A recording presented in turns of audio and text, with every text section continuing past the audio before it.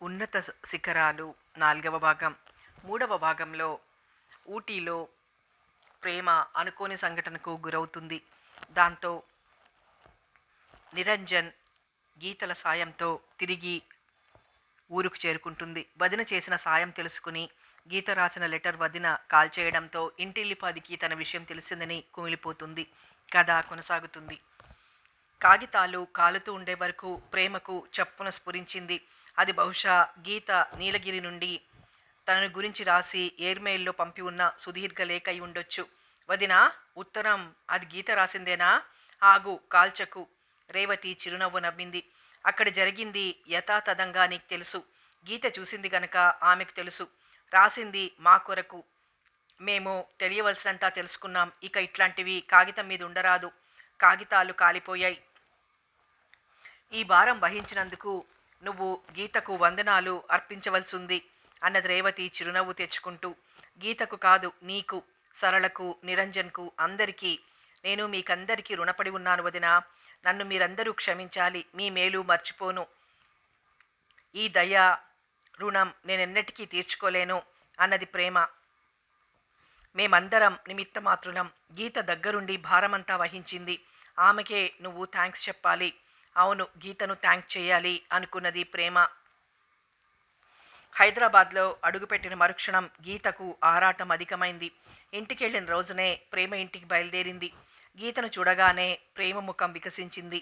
ఎదురుగా వెళ్ళి గీతను కౌగిలించుకోవాలని, ఈ జన్మలో మీ అందరి మేలు, నీ మేలు మర్చిపోలేను గీత, ఇదంతా మీరు పెట్టిన భిక్ష అని చెబుదామని ఆదుర్దా పడింది. గీత ముఖంలో ఆశ్చర్యం ప్రస్ఫుటమైంది. రా గీత అన్నది ఆప్యాయంగా.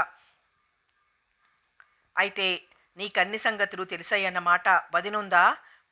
మొన్ననే వెళ్ళిపోయింది. నిన్ను కలుసుకుని ముఖాముఖి మాట్లాడాలని ఉందట. ఈసారి వచ్చినప్పుడు తప్పక కలుస్తానని చెప్పమంది. అయ్యో, ఆమెతో కాసేపు ముచ్చటిస్తే నాకెంతో హాయిగా ఉండేదని ఆశపడ్డాను. అమ్మ నాన్న ఏమంటారు? వాళ్ళేమీ అనటం లేదు కానీ నేనే అనబోతున్నాము.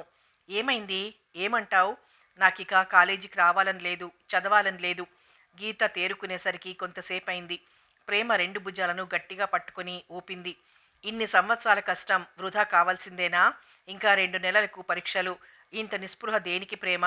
ఎలాగూ ప్రిపరేటరీ హాలిడేస్ ఇస్తారు, ప్రయత్నం చేయలేవు? ప్రాధేయపడింది. నా బాధ నీకు అర్థం కాదు. ఎందుకు కాదు? ఎదురు ప్రశ్న వేసింది గీత. అయిందేదో అయిపోయింది. దాన్ని పట్టుకు వేలాడితే దాని జీవితం మాటేమిటి? ఇలా ఉన్నావంటే నీ అదృష్టం. చదువు మానేస్తే నీ ఓటమిని అంగీకరిస్తున్నావన్నమాట. ఒక చవటను, దుర్మార్గుణ్ణి ప్రేమించి అదెంత పొరపాటో గ్రహించిన తర్వాత నిన్ను నీవు నిగ్రహించుకొని మర్చిపోవటానికి మారుగా పదే పదే తలుచుకుంటూ కుమిలిపోతుంటే అతగాడికి 4 కొమ్ములొస్తాయి. ఎందరిని మోసగించాడో తలంచుకో. ఎందరికి ఆశ చూపుతున్నాడో, ఎందరి జీవితాలను నాశనం చేశాడో, ఎన్నిసార్లు నిన్నే నాశనం చెయ్యాలనొచ్చాడో, ఎంత నీచంగా ప్రవర్తించాడో అదంతా గుర్తుకు వస్తే నీకు అసహ్యం వేయటం లేదు? ఆ దుష్టుడి బారి నుంచి తప్పించుకున్నందుకు నువ్వు గర్వపడాలి. ఇదంతా ఒక పీడకలగా భావించి నువ్వు మామూలుగానే ఉండాలి. ఇంకా అట్లాగే ఉన్నావేం? కాలేజీకి రావాలి. అవును, నాకు అర్థమైంది. తిరిగి అతడొచ్చి క్షమించమంటే నీ హృదయం కరిగిపోతుంది, అంతేనా? గీత కటువుగా అంది. గీత, అరిచింది ప్రేమ.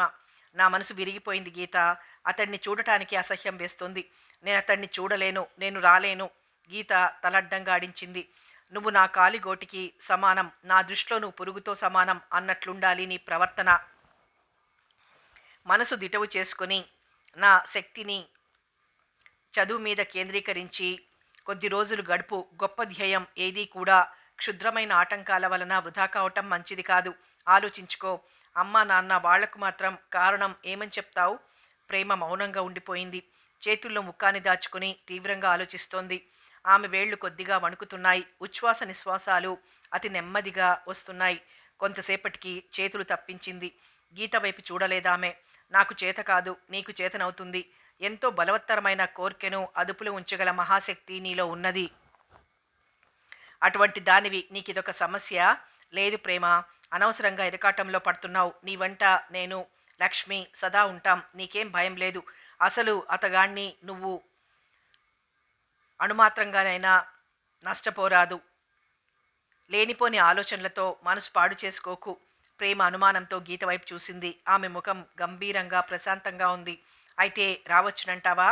ఇంత జరిగాక కూడా నా పక్షాన ఆలోచించేవారుంటారంటావా? అవును ప్రేమ, అందరూ నీ పక్షమే. ఎన్నో పుకార్లు లేచాయి. ఏవేవో అనుకున్నారు. నువ్వు అచేతనంగా పడి ఉంటే చూశానని చెప్పాను. నా మాటలు వాళ్ళు నమ్మలేదు. వాళ్ళేదో జరిగిందని ఊహించారు. ఎవరెలా ఊహించినా సత్యం సత్యమే. నీకు కావలసిన వాళ్ళెవరికీ నీ పైన తేలిక భావం లేదు. నేను, లక్ష్మి మేమంతా నిజం తెలిసిన వాళ్ళం ఉండగా నీకేం భయం? ముఖ్యంగా నిరంజన్‌కు నిజం తెలుసు. దేనికి? ఏమిటే గీత నీ వాగుడు? ఇప్పుడు నిరంజన్ ప్రసక్తి దేనికి? గీత ముఖంలో కాంతి తగ్గింది. ఒక దీర్ఘమైన నిట్టూర్పు విడిచి పొడిగా అన్నది. అవును ప్రేమ, నా వాగుడు ఈరోజు కొంచెం అర్థం లేనిదిగానే ఉంది. నా మనసు దేన్నో దాచుకోలేక బాధపడుతోంది. అందువల్ల నా మాటలు ప్రేమ అనే ధోరణి చూసి భయపడిపోయింది.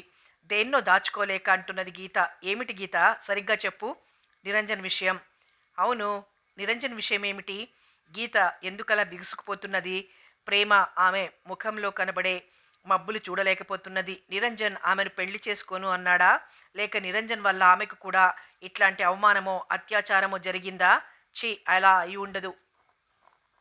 గీత ఉన్నట్లుండి ముఖం పక్కకు తిప్పుకుంది. చెప్పు గీత, నేను ఈ సస్పెన్స్ భరించలేను.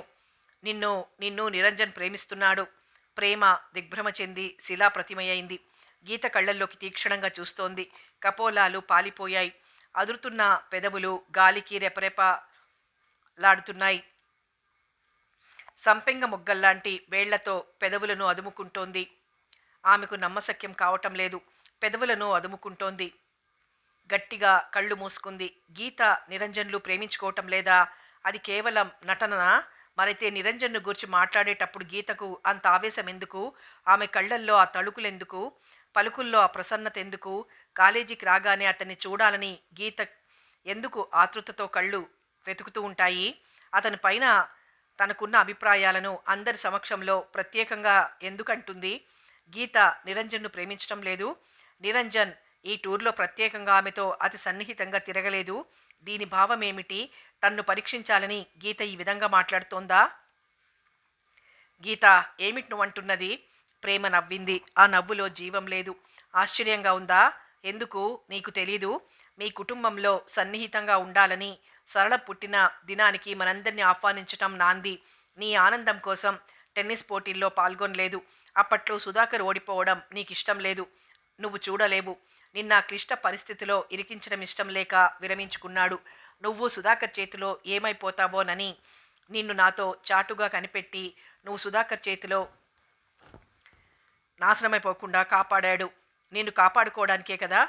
ప్రేమ, మరి గీత మాట ఏమిటి?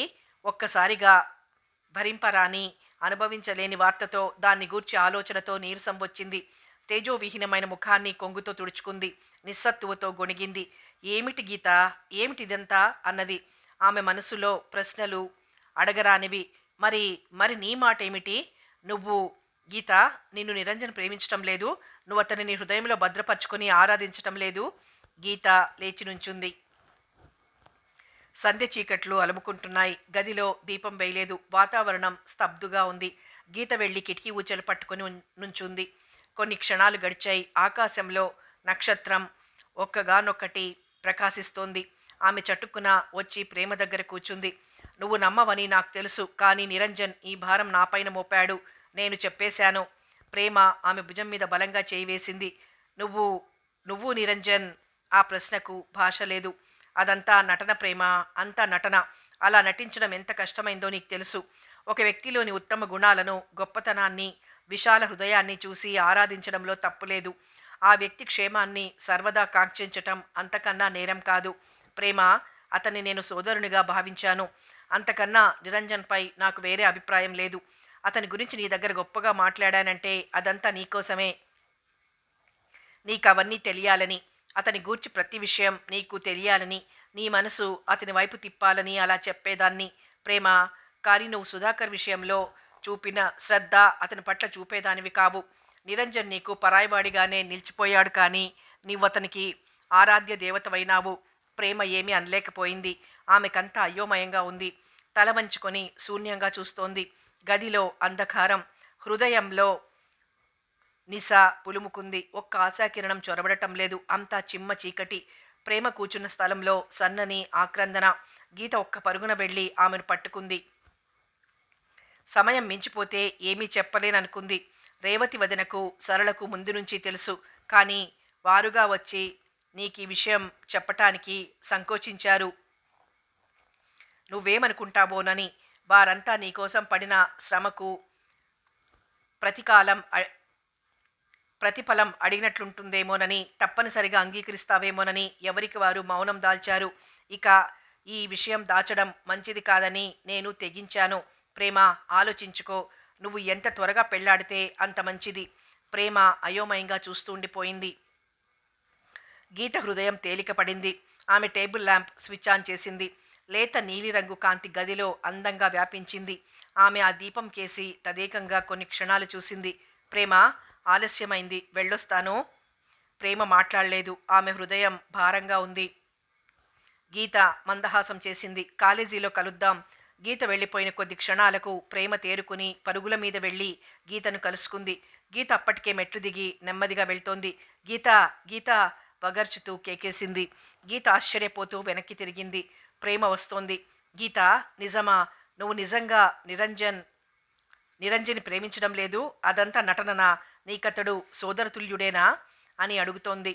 వ్యర్థహాసం ముఖాన పోసుకొని ఆ ప్రశ్న నుంచి తప్పించుకొని చేతితో టాటా చెప్పింది గీత.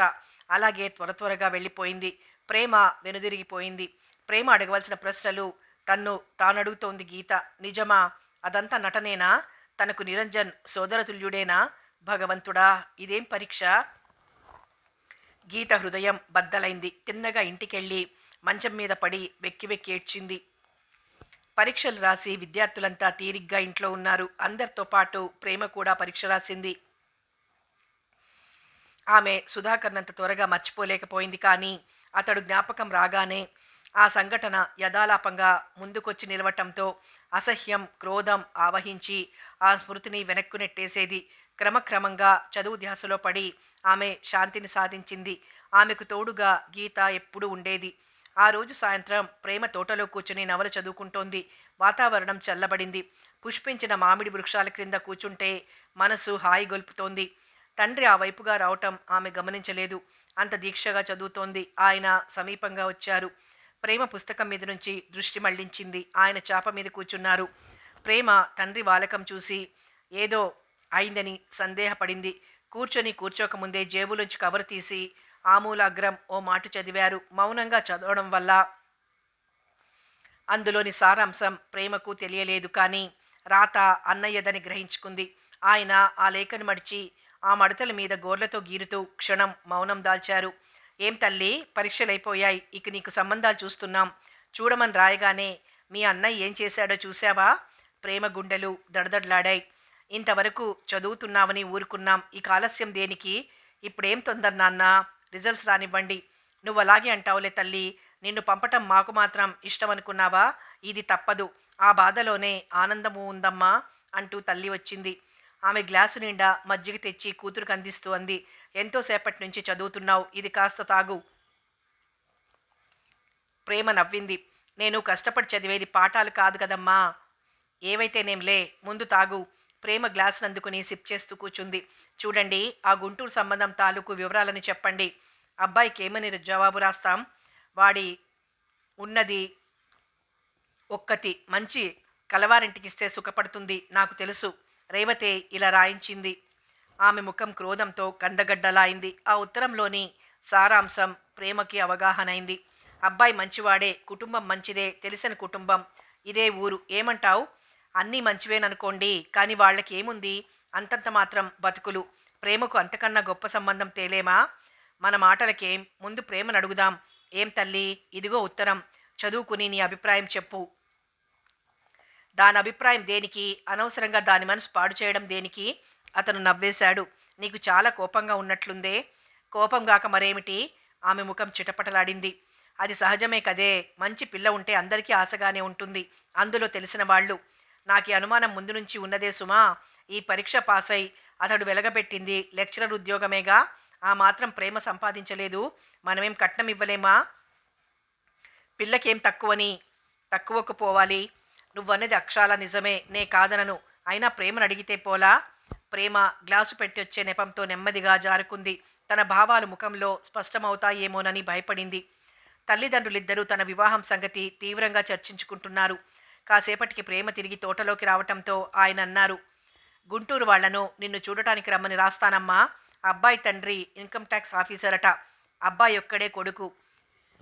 ప్రేమకు ఆ వివరాలన్నీ తెలుసుకోవాలని కోరిక లేదు, కానీ కుతూహలం ఉంది. అన్నయ్య ఉత్తరాన్ని ఇమ్మని అడగటానికి ఆ కుతూహలం చాలదు. ఏమవుతుందో తన భావి జీవితం, ఎవరి సహచర్యంలో ధన్యమవుతుంది? అదే రోజు ఎవరిదో పెళ్లి ఆహ్వాన పత్రిక వచ్చింది. చిరాగ్గా అరిచింది ప్రేమ. ఆ రెండు పేర్లు ఆమె హృదయంపై సమ్మెటపోట్లయ్యాయి. అతడి పేరు కన్నా ఆమె పేరు ఆమె హృదయాన్ని కలవరపరిచింది. జాలితో హృదయం నిండిపోయింది. పాపం దుర్గ ఆమెను చూడలేదు గాని ఎందుకో చిరపరిచితురాలిలా అనిపిస్తోంది. సుధాకర్ ఇప్పటికైనా చంచల స్వభావం మాని ప్రేమతో దుర్గను చూసుకుంటే బాగుండును అనుకుంది. ప్రేమ ఆనాడు వారంతా అనుకున్నట్లే జరుగుతోంది. పెళ్లి కాకముందు ఏదో చపలత్వం, పిల్లకాయతనం. కానీ వివాహానంతరం భార్యను అన్ని విధాలా సంతోషపెట్టడమే కాకుండా ప్రేమిస్తాడని దుర్గ తల్లిదండ్రులు అనుకున్నారు. చాటుచాటున 1,00,000కు బేరం చేసి దుర్గను అతడి చేతిలో పెట్టి హాయిగా ఊపిరి పీల్చుకుంటున్నారు. ఈ సంబంధం వారికెంతో తృప్తికరంగా ఉంది. స్త్రీ కోరే ప్రతి లక్షణం సుధాకర్లో ఉంది. దుర్గ ఆనందానికి అంతులేదు. మీ జీవితం 3 పువ్వులు 6 కాయలుగా వర్ధిల్లగలదని అందరూ ఊహిస్తున్నారు. ప్రేమ మరోసారి కార్డు చదువుకొని పరీక్షగా చూసి వివాహం నిన్ననే అయిపోయిందని తెలుసుకుంది. కవరు మీద దస్తూరి కొత్తగా ఉంది. సుధాకర్ ఎవరి చేతినో రాయించాడు. ఆ దస్తూరి సుధాకర్ది అయినా తాను ఇలాగే అనుభూతి పొందేది.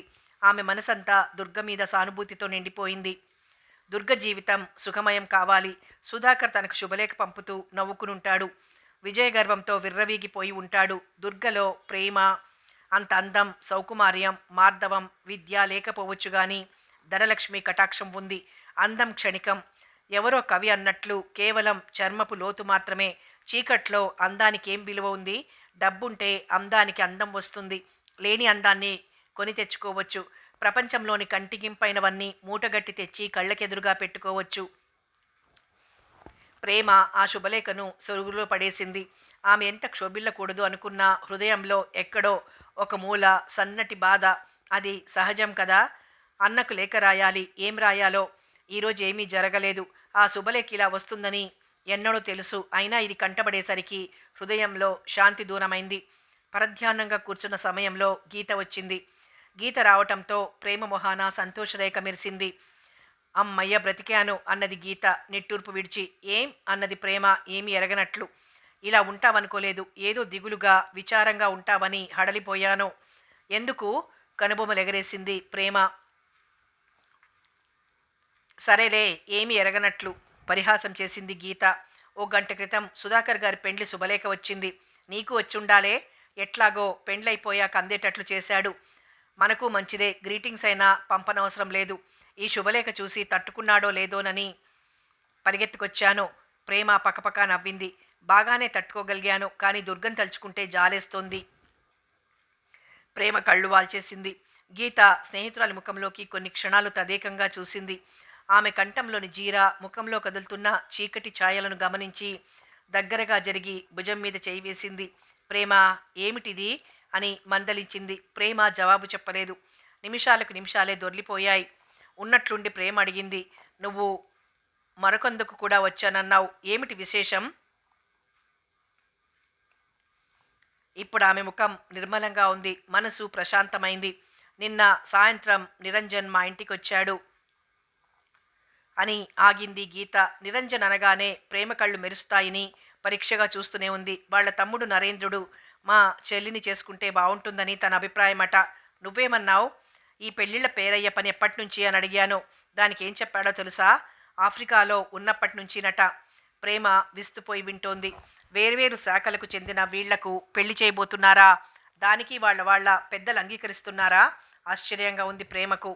ఆద్యంతం వినాలన్న కుతూహలం ఎక్కువై వరుసగా ప్రశ్నల వర్షం కురిపించింది. గీత హాయిగా నవ్వింది. పెద్దల మాట అటుంచు, ముందు నాకే ఆశ్చర్యం వేసింది. నన్ను తన వాదనాశక్తితో మెప్పించాడు. నేను ఒప్పుకోగానే ఆ పైన మిగిలిన భారం నా పైన వేశాడు. ఇప్పుడు మా అమ్మా నాన్నల్ని ఒప్పించే భారం నా పైన ఉంది. మొత్తానికి తెలివిగలవాడు. ప్రేమకు గతంలోని సంఘటనలు స్మృతిపదంలో మెదిలాయి.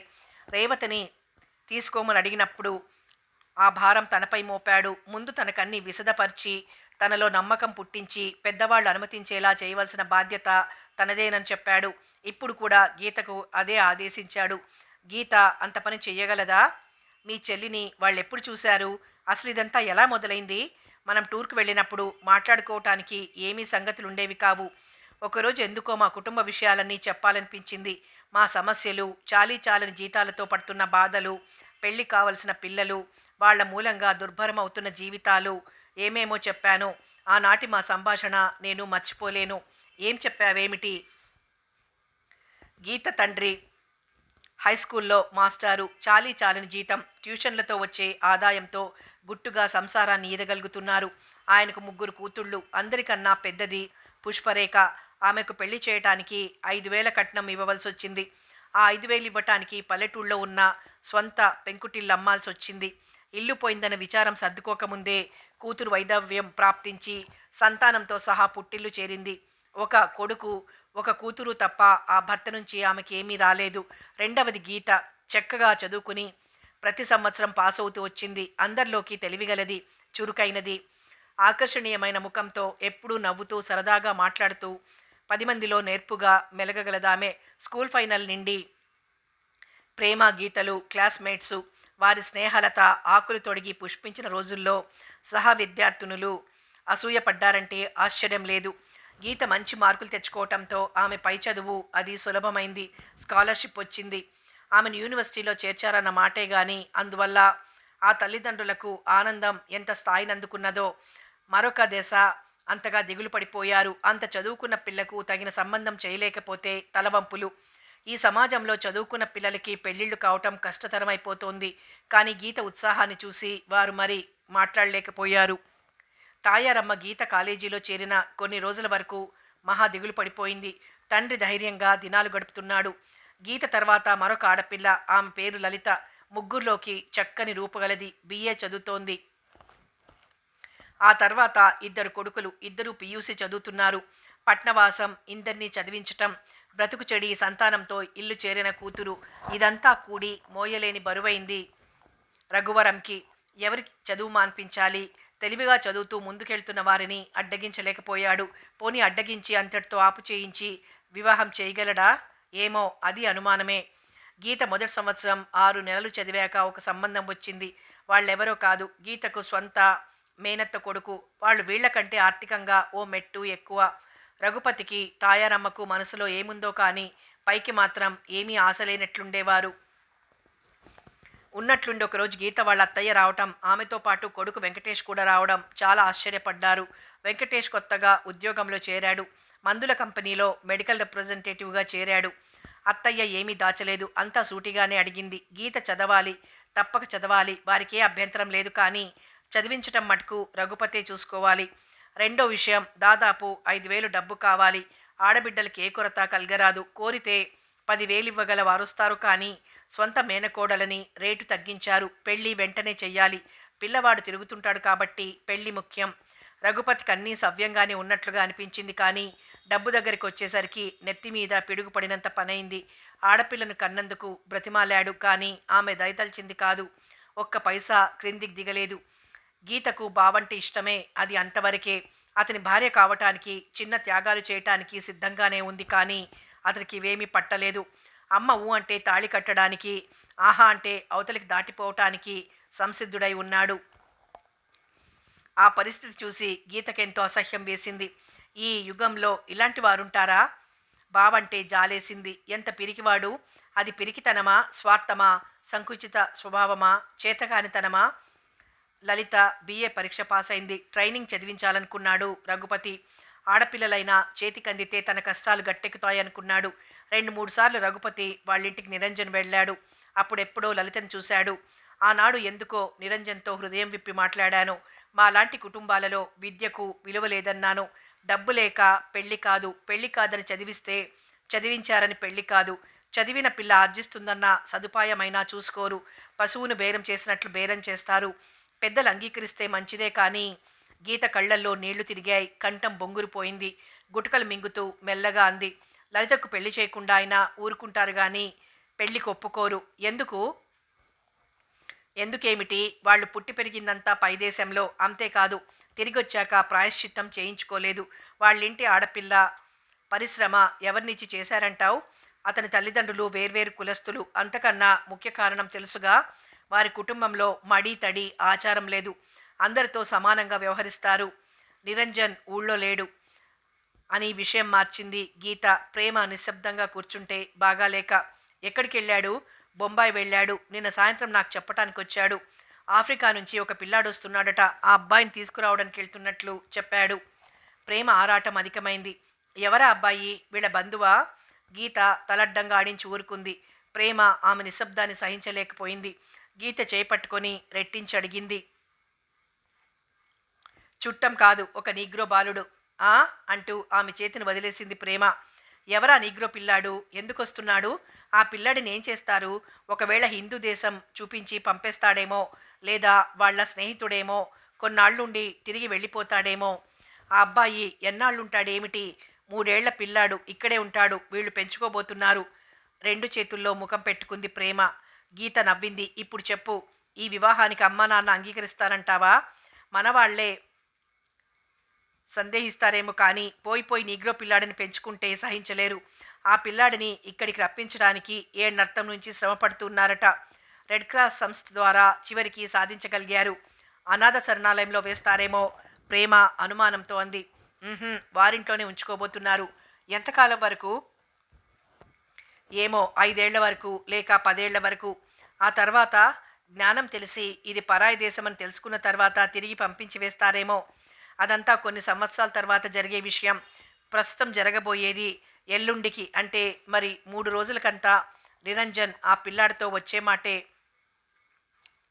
ప్రేమ మళ్ళీ నిశ్శబ్దంగా కూర్చుంది. గీత క్షణం ఆగి అన్నది. నిరంజన్ అంటే మీ అమ్మా నాన్న వాళ్లకు సదభిప్రాయం ఉంది కదా, వారికి ఇదంతా చెప్పి ఏదైనా చేయించగలరా?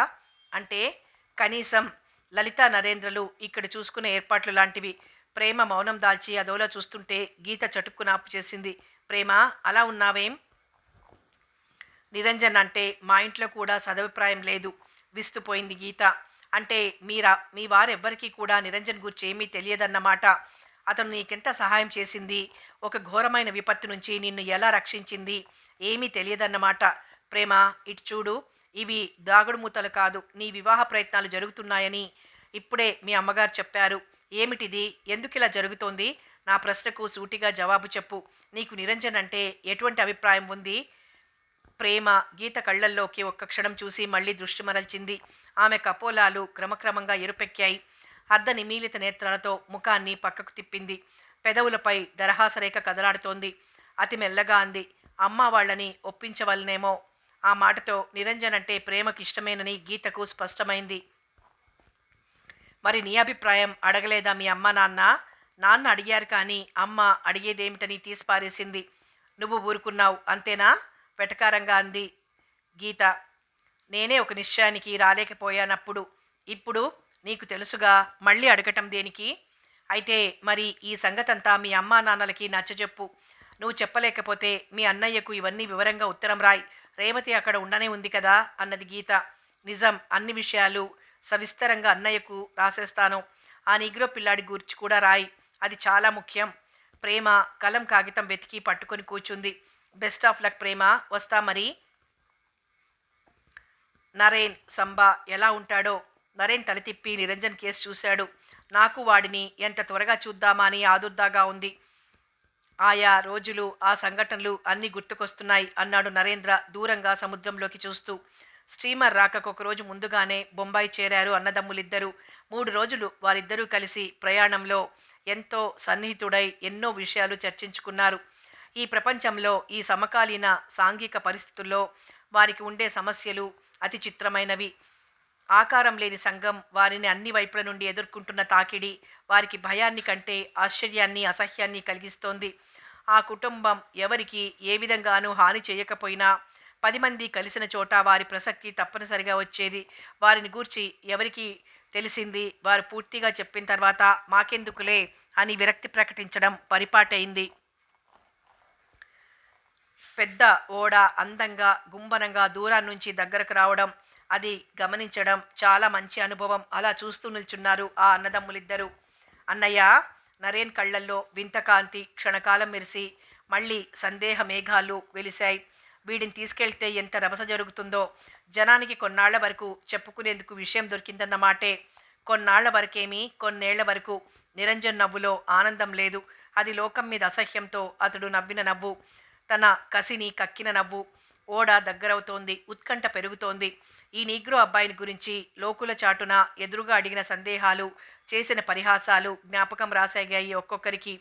ఒక భారతీయ కుటుంబం కొన్నాళ్ళు ఆఫ్రికాలో ఉండి రావడం, వాళ్ళు ఏదో విశ్వాసం కారణంగా ఒక ఆఫ్రికన్ బాలుణ్ణి తమతో సాకడం ఈ సంఘానికి విచిత్రంగా కనబడని, కానీ ఇది మంచి పని. మంచి పనికి ఎదురయ్యే ఆటంకాలన్నీ దీనిని ప్రతిఘటిస్తాయి.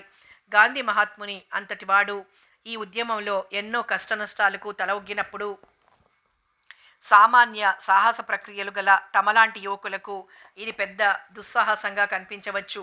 దీనివలన కొన్ని ఆపదలు కూడా కలగవచ్చు. అన్నింటికీ సిద్ధపడాలి అనిపించింది ఆ అన్నదమ్ములిద్దరికీ ఆ క్షణాన. రొయ్యమంటూ ఓడ అరిచింది. ఎవరి ఆలోచనల్లో వారు మునిగి ఉన్నారు. ఓడ సమీపానికి రాగానే కళ్ళెత్తి ఆత్రంగా చూశారు. ఓడ లంగరు వేశారు. అన్నదమ్ములిద్దరూ మెట్లెక్కి డెక్ ముంగిట నుంచున్నారు. వారి హృదయాల్లో ఉత్కంఠ పేరుకుంది. స్టీమర్లో సందడి అధికంగా ఉంది. జనం బిలబిలమంటూ దిగుతున్నారు. పావుగంట గడిచిన తర్వాత ఒక స్టీవర్డెన్స్ అటూ ఇటూ చూసుకుంటూ వస్తోంది. ఆమె వీళ్ళిద్దరిని చూసి సంశయంతో సమీపించింది. మీరెవరి కోసం వచ్చారో తెలుసుకోవచ్చునా అంది. మేము సంపాల్ అనే నీగ్రో బాలుడి కోసం వచ్చాం. అతడు పోర్ట్ నుండి రావాలి. ఇదిగో ఎంబసీ నుంచి, రెడ్ క్రాస్ నుంచి వచ్చిన పత్రాలు. ఆమె చిరునవ్వుతో దయచేసి నాతో రండి అంటూ లోపలికి దారి తీసింది. వారు ముగ్గురు ఒక విశాలమైన పార్లర్లోనికి వెళ్ళారు. మధ్యలో ఉన్న టేబుల్ దగ్గర ఒక ఆఫీసర్ కూర్చుని ఉన్నాడు. నిరంజన్, నరేంద్రలిద్దరూ అతన్ని సమీపించి ఒకరినొకరు పరిచయం చేసుకున్నారు. ఆఫీసర్ భారతీయుడే. అతను పత్రాలన్నింటినీ చూస్తున్నారు. అన్నదమ్ముల కళ్ళు క్షణం అధికారి చేతుల వైపు, క్షణం తలుపు మీద తిరుగుతూ ఉన్నాయి. పిల్లవాడిని తేవటానికి ఆస్ట్రీవర్సన్ వెళ్ళింది. ఇప్పుడో అప్పుడో రావాలి. తలుపు కొట్టిన సన్నటి శబ్దమైంది. అతను కమీన్ అన్న తర్వాత తలుపు తెరుచుకుంది. మొదట స్టాకింగ్ వేసిన చిన్న కాలు అగుపించింది. క్షణం ఊపిరి బిగపట్టినట్లుంది వాళ్లకు. అత్యంత ఆతురతతో ముందుకు వంగి చూస్తున్నారు. 2 క్షణాలు పట్టలేదు. పిల్లవాడు తలుపు దాటి గదిలోకి రావటానికి ఓహ్ అని విస్తుపోతూ శ్వాస ఎగరేశారు ఆ ఇద్దరు. పిల్లవాడు తమను రక్షించిన ఆయా కొడుకు. స్వచ్ఛమైన ఆఫ్రికా జాతి వనిత కొడుకు. తమ కంటే తెల్లగా ఉన్నాడు. తల మీద అర్ధంగుళం పొడవు జుత్తుంది. అది నల్లగా చిక్కగా వంకీలు తిరిగిన జుత్తు. ముక్కు చప్పిడి ముక్కు. అన్నదమ్ములు ఒకరి ముఖాలకు చూసుకున్నారు. తడారిన నోరు ఏమీ పలకనివ్వలేదు. ఆమె వాడిని నడిపించుకుంటూ తెచ్చింది. నిరంజన్ ముందు లేచి కుడిచేయి చాపాడు. ఆ పిల్లవాడు ఎగాదిగా చూసి బిత్తర చూపులను ఆమె వైపు మళ్లించాడు. ఆమె మెల్లగా ఏదో చెబుతోంది. Big uncle, small uncle, little uncle, good boy, shake hand, పొడి పొడి అక్షరాలతో మాట్లాడుతోంది. పిల్లవాడు ఆమె వైపు చూస్తూనే చేయి చాపాడు. నిరంజన్ వాడి బుల్లి హస్తాన్ని అందుకొని క్షణం పట్టుకుని నరేంద్రకు అందించాడు. నరేంద్ర చెయ్యి మెల్లగా ఊపుతూ గుడ్ ఈవినింగ్ అన్నాడు. పిల్లాడు భయంతో అటు తిరిగి గుడ్ ఈవినింగ్ అంటూనే మళ్ళీ ఆమె వైపు తిరిగి ఆమె చేతిని గట్టిగా పట్టుకున్నాడు. నిరంజన్ ఆఫీసర్తో మాట్లాడుతున్నాడు. నరేంద్ర జేబులోంచి చిన్న కారు, ఒక తుపాకీ, ఒక బంతి తీసి వాడికిచ్చాడు. వాడి ముఖం ఆనందంతో వికసించింది. కానీ మరుక్షణం భయంతో నరేంద్ర వైపు చూశాడు. ఆమె భయం పోగొడుతూ ఏదో చెబుతోంది. చివరికి నరేంద్ర బిస్కెట్ ప్యాకెట్ అందించాడు. పిల్లవాడు లొంగలేదు. నిరంజన్ కాగితాలనన్నింటినీ పదిలపరుచుకున్నాడు. ఆమె వైపు చూడకుండా మీరు వెళ్ళిపోతే పిల్లవాడిని తీసుకెళ్తానన్నాడు. ఆమె బిడ్డ చెంపలు నిమిరి నెమ్మదిగా లోనికి వెళ్ళిపోయింది. ఆమె వెళ్ళిన 10 నిమిషాలకు నిరంజన్ వాడి చేతిని మృదువుగా పట్టుకొని ఆంటీ దగ్గరికి వెళ్దామా అన్నాడు. గోధుమ రంగు కనుపాపలను అటు ఇటు తిప్పి తలూపాడు. ఆఫీసర్కు చెప్పి బయటికెళ్లారు. చిన్న ట్రంకు పట్టుకొని నుంచున్న క్యాబిన్ బాయ్ దాన్ని వాళ్ళకి అప్పగించి డబ్బు తీసుకుని వెళ్ళిపోయాడు. నరేంద్ర ట్రంకు పట్టుకొని నడుస్తున్నాడు. నిరంజన్ చిన్నవాడిని ఎత్తుకోబోయాడు. ఆంటీ ఆంటీ అంటూ దిక్కులు చూస్తున్నాడు. పిల్లవాడి దీనమైన ముఖం చూసి ఇద్దరు బాధపడ్డారు. ఆంటీ దగ్గరికి వెళ్దాం. రైలు స్టేషన్లో ఆగింది. అచ్చమైన నీగ్రో బాలుని కోసం వెతుకుతున్న తండ్రి కళ్లకు వీళ్లు వెంటనే అగుపించలేదు. నిరంజన్ ఎత్తుకుని తండ్రికి ఎదురొచ్చాడు. ఆయన నోరు కొద్దిగా తెరిచి విస్తుపోయి తేరిపారా చూశాడు. వీడామె కొడుకేనా? పొరపాటున మారిపోలేదు కదా. చిరునవ్వు నవ్వాడు నిరంజన్. ఆయన ఆ పిల్లాడిని ఎత్తుకున్నాడు. ఆవిడ ముఖంలో చిరపరిచితమైన రూపం కానవస్తోంది. రంగు కళ్ళు, రంగు జుత్తు, పెదవులు, నుదురు, చెవులు, ముక్కు వేరుగా ఉండొచ్చు గాని చూడగానే ఆ ముఖంలో ఏదో తెలిసిన రూపం కొట్టొచ్చినట్లు అనిపిస్తోంది. ఆ ముక్కు అంతా తల్లిదే. వాడిని పరీక్షగా చూస్తూ ఉంటే ఆయన కళ్ళల్లో నీరు నిండుతోంది. ఇక వెళ్దాం రండి నాన్న అంటూ నరేంద్ర హెచ్చరించాడు. ఆయన నెమ్మదిగా నడుస్తూ కన్నీరొత్తుకున్నారు. ఇల్లు చేరగానే అంతా కొత్తగా ఉంది. నీళ్లు వీళ్ళు ఇల్లు వదిలి 5 రోజులే అయినా ఆ గృహంలో ఎన్నో మార్పులు జరిగినట్లు కానవస్తుంది. నిరంజన్, నరేంద్రలు ఒకరి ముఖాలొకరు చూసుకుంటూ నుంచుండిపోయారు. తోటలో దూరంగా కట్టిన అవుట్ హౌస్లో నుంచి తల్లి గబగబా వచ్చింది. పిల్లాడు మారిపోయాడా అన్న ప్రశ్న ఆమె కూడా వేసింది. కానీ ఆమెకు తెలుసు బిడ్డ మారలేదని. ప్రేమ రాసిన ఉత్తరం అందిన వెంటనే బయలుదేరాడు గోపాల్. ఉత్తరంలో ఎన్నో కొత్త విషయాలు రాసింది ప్రేమ. అన్నింటికన్నా ఆ నీగ్రో పిల్లవాడిని గూర్చిన విషయాలు తెలుసుకోవాలన్న ఆత్రం ఎక్కువైంది. కొడుకు రాకకు అమితానంద భరితులైపోయారు. ఇక గుంటూరు వాళ్ళొస్తే ముహూర్తం నిమిషాల్లో కుదుర్చవచ్చు అనుకున్నారు. గోపాల్ వచ్చి రాకముందే పెళ్లి ప్రసక్తి ఎత్తాడు. అన్నను చూసి ఏనుగంత బలం వచ్చింది ప్రేమకు. ఒక్కగానొక్క ఆడపిల్ల కదా మనకు, గొప్పింటికి ఇస్తే సుఖపడుతుందని ఆశ. ఆ నిరంజన్ ఎవరో లింగులింగుమంటూ లెక్చరర్ అయినట్టుగా వచ్చే 4 రాళ్ళు 10 రోజులకు చాలవు. ఎవరైనా ఆఫీసర్నుగా చూసిద్దామని నా ఉద్దేశం అని తల్లి పట్టుబట్టింది. బాగానే ఉంది, మరి ప్రేమ అభిప్రాయం అడిగి చూశారా అని మందహాసం చేశాడు గోపాల్. ఆ మందహాసంలో అతడు తల్లి అభిప్రాయాన్ని మందలించినట్టే ఉన్నది కానీ వ్యతిరేకించినట్లు లేదు. అయితే తండ్రి కూడా మీ అమ్మ అభిప్రాయాలతో నేను ఈసారి ఏకీభవిస్తున్నానని చెప్పడంతో ఈ వ్యవహారం పూర్తిగా గోపాల్ నెత్తిమీద పడిపోయింది. ప్రేమ మనసు, ఆమె అభిరుచి, ఆమె సుధాకర్తో ప్రేమలో పడటం, అతను తలపెట్టిన అత్యాచారాలు, నిరంజన్ ఆమెకు నీడవలే వెన్నంటి కాపాడటం, ఆమెకేమీ అపచారం జరగకుండా సంరక్షించుకోవడం అన్నీ చెప్పవలసిన బాధ్యత అతనిపై పడింది. ఆ సంగతులని చెప్పే ముందు నిరంజన్ అంటే తల్లిదండ్రులకు ఎట్టే అభిప్రాయం ఉన్నది తెలుసుకోవాలి కదా. ప్రేమకు మాత్రం పెద్ద ఇంటికి కోడలు కావాలని, సుఖపడాలని ఉండదా అన్నది తల్లి. ప్రేమకు అంత దురాశ లేదు. దురాశ అంటావేమిట్రా, ఆ మాత్రం కోరికలు ఉండవనా నీ అభిప్రాయం? తల్లి విసుక్కుంది. నా అభిప్రాయాలకి ఏం వచ్చింది కానీ ప్రేమ అభిప్రాయం కనుక్కోండి. నిరంజన్ను చేసుకోవాలనుంది. నాకు తెలుసురా, నీ భార్య మాటల్ని పొల్లు పోనివ్వకుండా శిరసావహిస్తావని. ఆ రేవతి అన్నీ మప్పి పంపింది. బిడ్డకు ముందే నూరిపోసిందేమో. అయినా ఒక్క మాట అడుగుతాను గాని చెప్పు, నిరంజన్ వాళ్ళకి ఏముందనివ్వాలి? తల్లి ఉక్రోషంతో అనేసింది. పిల్లనివ్వటానికి పిల్లాడుంటే చాలదు, ఇంకేం కావాలి? లాయర్ని అనిపించుకున్నావు లేరా? నీ అనుమాటలకు సూటిగా జవాబు రాదేం? తండ్రి వెటకారంగా అన్నాడు. మీకందరికీ అతడంటే చాలా ఇష్టమనుకున్నాను. ఇప్పటికీ ఇష్టమే. బుద్ధిమంతుడు, వినయ విధేయతలతో మితభాషి అయి అందరినీ గౌరవించే నిరంజన్ అంటే, నరేంద్ర అంటే మాకెప్పుడూ దురభిప్రాయం లేదు. కానీ అల్లుడుగా చేసుకునే తలంపు మాత్రం మాకెప్పుడూ కలగలేదు. ఇంకా ఆ తలంపుకు చోటిస్తే మంచిది. ఎందుకంటే ప్రేమ నిరంజన్నే తప్పక చేసుకోవాలి. ఆనాడు ఆ కొండల్లో నిరంజన్ లేకపోయినట్లయితే ప్రేమ ఏమైపోయేదో. ప్రేమ క్షేమంగా ఇల్లు చేరిందంటే అది నిరంజన్ వల్ల జరిగిన పని. అతనిపై ఎంతో కృతజ్ఞత కలిగి ఉంది ప్రేమ. మీరడగటం వలన అనటానికి సిద్ధంగా ఉంది. ఆమెను నిరాశపరచకండి. అంతేకాదు, అలాంటి అల్లుడు దొరుకుతున్నందుకు మీరు గర్వించవచ్చు. ప్రేమ, ప్రేమ అంటూ పిలిచాడు. తల్లి తండ్రి ముఖంలో కత్తివేటుకు నెత్తురు చుక్కలేదు. ఆమె ముఖం తెల్లగా పాలిపోయి ఉంది. నిరుత్సాహంతో డీలా పడిపోయి కూర్చుంది. తండ్రి తలపట్టుకుని కూర్చున్నాడు. తడారిన గొంతుకలో గరళం పడ్డట్లు బాధపడసాగాడు. చాటుగా వీరి సంభాషణ వింటున్న ప్రేమ అన్న పిలుపు విని కొద్ది క్షణాలకు వారి దగ్గరకు వచ్చింది. అతను సూటిగా కూతుర్ని చూసి ప్రశ్నించాడు. ఏం తల్లి, నిరంజన్ను చేసుకుంటావా? ఏది దాచకుండా నీ మనసులో మాట చెప్పమ్మా. ముందే నాకెందుకు చెప్పలేదమ్మా? నీ మాట కాదనేటంత కఠిన హృదయలమా? ఆమె కంఠం బొంగురుపోయింది. ప్రేమకు కన్నీరాగలేదు. మీరు అంగీకరించరేమోనని సంకోచించానమ్మా. ఏవేవో అనుకుంటున్న మీకు చెప్పటానికి. తల్లి ప్రేమ నక్కున చేర్చుకుంది. పిచ్చి తల్లి, నీ సుఖం కోసం, నీ సంతోషం కోసమే మా ప్రాకులాట తల్లి. ప్రేమ, నీ ఇష్టం వచ్చినట్లే చేస్తామమ్మా. అనుకున్నంతకంటే సులువుగానే తల్లిదండ్రుల్ని ముఖ్యమైన విషయంపై ఒప్పించగలిగిన దాటవలసిన అడ్డంకులు ఎన్నో. ఆ ఇంటికి కోడలిగా ప్రేమ వెళ్ళవలసినట్లయితే ఆ నీగ్రో బాలుడి బాధ్యత వారితో బాటుగా ఆమె మీద పడుతుంది. నీగ్రో బాలుని పెంచుకుంటున్న ఇంటికి కోడలుగా వెళ్ళడం అనేది చాలా సాహసంతో జరగవలసిన పని. ఎవరా పిల్లాడు? ప్రేమ, వీళ్ళెందుకు పెంచుకుంటున్నారు? నాకేమీ తెలియదన్నయ్యా. వదిన్నే అడకపోయావు? తోచలేదు. చివరి నిమిషంలో అడిగాను, కానీ చెప్పలేదు. సరే, ఇక్కడే నీ ద్వారా లేదా నిరంజన్ ద్వారా తెలుసుకుందామనుకున్నాను. అయితే నీకేమీ తెలియదన్నమాట. హ్మ్. గడ్డాన్ని మునివేళ్లతో రాచుకుంటూ దీక్షగా ఏదో ఆలోచించాడు. ఏదో మెరుపు మెరిసినట్లు స్ఫురించింది గోపాల్కు. ప్రేమ, త్వరగా తయారు కా, సినిమాకెళ్దాం అన్నయ్య అంద ఆశ్చర్యంతో. అదంతే, సరళ దగ్గరికెళ్దాం, ఏమైనా చెప్పగలదు. ప్రేమ నిమిషంలో తయారై వచ్చింది. కుర్రాడికి చెప్పి ఇద్దరూ బయటపడ్డారు. సరళ ఇంటికెళ్తే ఆమె అక్కడ లేదు. ఉసూరుమంటూ కొద్ది క్షణాలు అక్కడే నుంచుండిపోయారు. లాభం లేదు ప్రేమ, నువ్వు గీత వాళ్ళింటికెళ్ళు, నేను నిరంజన్ వాళ్ళింటికెళ్ళొస్తాను. చెల్లిని రిక్షా ఎక్కించి గోపాల్ తిన్నగా శ్రీనివాసరావు గారింటికి వెళ్ళాడు. ఇల్లంతా హడావిడిగా ఉంది. గుమ్మంలో అడుగు పెట్టగానే సరళ ఎదురొచ్చింది. బావుగారు వచ్చారు అని లోపల వినబడేట్లని యువతలకొచ్చింది. రండి రండి, చాలా రోజులైంది. అక్కయ్య పిల్లలు క్షేమంగా ఉన్నారా? ఆ, అంతా బాగున్నారంటూ ఇంకా ఏదో చెప్పబోతుండగానే పెద్దవాళ్ళిద్దరూ రావటం, కుశల ప్రశ్నలు వేయటం జరిగిపోయింది.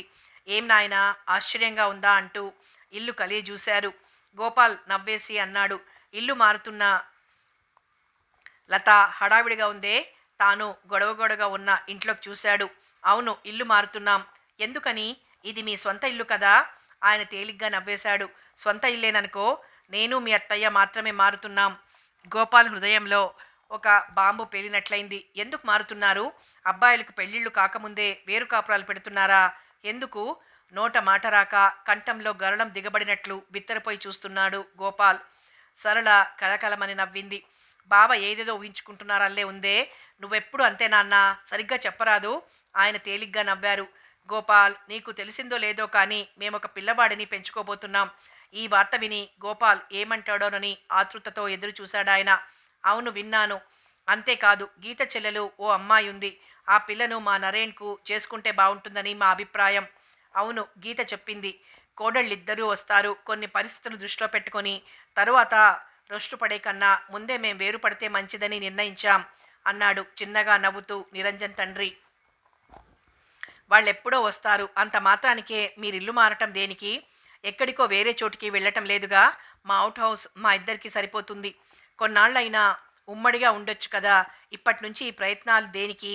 అయినా మీ కొడుకులు బుద్ధిమంతులు. ఆ వచ్చే కోడళ్లను అదుపులో పెట్టగల శక్తి వారికి ఉండదంటారా?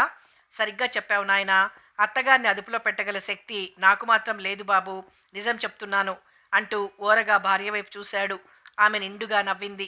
వారిద్దరిని చూసి ఆనందిస్తూ తాను నవ్వేశాడు. ఒక ఇంట్లో ఉంటే ఎన్నో ఇబ్బందులు, ఎన్నో సమస్యలు. ఏదో వయసు మీరిన వాళ్ళం. మీ సరదాలు, మీ అలవాట్లు మాకు నచ్చకపోవచ్చు. మావన్నీ పాతకాలపు అలవాట్లు, మీవన్నీ కొత్తవి. మీవి మాకు సరిపడవు, మావి మీకు సరిపడవు. అంతేకాదు, మా కుర్రవాళ్ళకి ఏ బాధరాబందీ లేనప్పుడు మా సంసారాలు వేరనుకుని ఎవరైనా పిల్లనివ్వటానికి ఇష్టపడతారు. అంతేకాదు, వాళ్లకు పిల్లలు పుడితే ఆ సరదాలు కూడా తీరాలి కదా. అందుకని దగ్గరగానే ఉంటాం. సమయానికి ఆవశ్యకత ఏర్పడితే ఒకరికొకరం సాయపడొచ్చు. ఇలారా గోపాల్ అంటూ లోపలికి తీసుకెళ్లారు. ఇల్లంతా 2 భాగాలుగా విభజింపబడినట్లు మధ్యనున్న తలుపులు మూయబడి ఉన్నాయి. ఒక గదిని వంటిల్లుగా మార్చుతూ చిమ్నీ కడుతున్నారు. మరొక వైపు స్టోర్ రూమ్ను బాత్రూమ్గా మారుస్తూ కుళాయి పెడుతున్నారు. వాటాలు బాగున్నాయి కదూ? బాగున్నాయి. ఆయన తలుపులు తెరిచి పెళ్ళై వచ్చిన మరుక్షణం ఈ 2 తలుపులు మూసేస్తే 2 వేరువేరు ఇళ్ళవుతాయి. ఎవరి సంసారం వారిది, ఎవరి గుట్టు వారిది. ఆమె గొణిగింది. పదబావా, ఆ ఇల్లు కూడా చూద్దుగాని. అవుట్ హౌస్లో 2 పెద్ద గదులున్నాయి. పక్కగా వంటింటికి, బాత్రూమ్కి పునాదులు తీస్తున్నారు. ఆ గదుల్లో సామాను కొంత అమర్చి ఉన్నారు.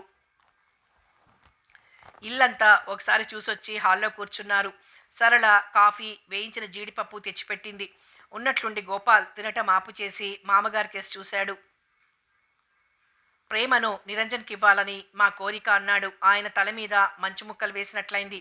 గోపాల్, బాగా ఆలోచించుకుని అంటున్నావా? అవునండి, బాగానే ఆలోచించాం. ఆ దంపతుల ఆశ్చర్యానికి అంతు లేదు. ఒకరినొకరు పరస్పరం చూసుకున్నారు. ఆయన కొన్ని నిమిషాలు కళ్ళు మూసుకున్నారు. మీ అమ్మగారిని, నాన్నగారిని అడిగారా? తొందరపడొద్దు గోపాల్, మాకేముంది. ప్రేమ మీ ఇంట ఒక్కగానొక్క బిడ్డ. ఎవరైనా సంపన్నుల ఇంట్లో ఇస్తే సుఖపడొద్దు. అంతేకాదు గోపాల్, మరొక విషయాన్ని గూర్చి తీవ్రంగా ఆలోచించవలసి ఉంటుంది. ఏమిటది? కాఫీ గటగటా తాగి ముందుకు వంగి కూర్చున్నాడు. అదే, మేము ఒక నీగ్రో పిల్లాడిని పెంచుకోబోతున్నాం. అది మన సాంప్రదాయానికి విరుద్ధమైన పని. కొన్ని కారణాల వల్ల ఆ కుర్రాడిని ఇక్కడ ఉంచవలసి వచ్చింది. ఆయన తల పట్టుకుని కూర్చుండిపోయారు. మావయ్య అంత బాధపడేవారు ఈ పనికెందుకు పూనుకున్నారు? ఆ కుర్రాన్ని అక్కడే ఉంచి డబ్బు పంపలేకపోయారా? ఈ దేశంలో ఉండి పెరిగిన ఆ పిల్లవాడు ఎన్నో అవమానాలకు లోను కావాల్సొస్తుంది. ఎలా తగ్గించారు? మీరు ఎంతో ఆలోచించవలసింది. ఆలోచించటానికి టైం లేకపోయింది. ఇప్పుడు మాత్రం మించిపోయిందేముంది? ఎక్కడికైనా పంపండి. ఆయన ముఖంలో అలుముకున్న విషాద ఛాయలు పటాపంచలైనాయి. ముఖం గంభీరమైంది. ఒక స్థిర నిశ్చయానికి వచ్చినట్లు లేచి నుంచున్నారు. భార్య వైపు తిరిగి ఏమంటావ్? పంపుదామా అన్నారు. వద్దు వద్దు. ఆమె సరళ ఒక్క మాటగా అన్నారు. చూసావా బాబు, వద్దంటున్నారు. ఆలోచించటానికే వీల్లేదు గోపాల్. వాళ్ళమ్మ అడిగింది. ఆమె మాటను తోసివేయటానికి మాకు చేత కాదు. ఆమె కోరికే నిరాకరించగల కఠిన హృదయం మాకు లేదు. ఎందుకు? ఆత్రంగా ప్రశ్నించాడు. అవును ఎందుకు అని ఆయన గోడవైపు తిరిగి నుంచున్నాడు. మరుక్షణం గదంతా పచాలు చేసాగాడు. ఆయన మనస్సులో జ్ఞాపకాలు, ఏ బాంధవ్యాలు, ఏ విధి నిర్వహణ సూత్రాలు తారట్లాడాయో. కథ కొనసాగుతుంది.